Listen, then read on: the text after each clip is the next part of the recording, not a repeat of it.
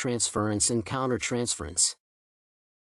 A few reasons explain why transference and countertransference are typical when working with children.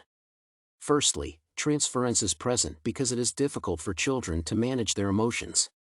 This situation results in the fact that if a child witnessed a bad or good person in the past, this experience likely impacted the child's present. Consequently, Malawista admits that children can consider a therapist or rescuer who can solve all the existing problems. Secondly, countertransference, a practitioner's conscious and unconscious emotional response to a child's transference, is widespread because rescue fantasies make many social workers work with young patients. This statement denotes that therapists decide to be child analysts because of their desire to have a child or protect young individuals from problems. This information denotes that working with children involves many emotions, introducing transference and countertransference in social work.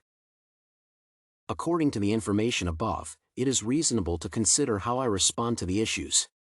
On the one hand, it would be possible to address transference by staying neutral to avoid supporting and actualizing children's beliefs. For example, if a child explains that their parents are wrong, it is significant to refrain from supporting this statement. Simultaneously, it would be helpful to invest in developing clients' resistance. This statement denotes that I would do my best to identify whether my client would experience transference. If yes, I would organize counseling to explain to the client that transference does not have solid reasoning. In this case, it would be practical to highlight the differences between a person in a child's past and another one in the present to mitigate the impact of transference. On the other hand, there are different recommendations to address countertransference.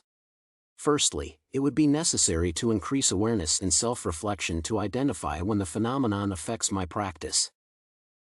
For example, when I work with myself, I would be able to identify the cases when my emotions overwhelm me and influence my professional decisions.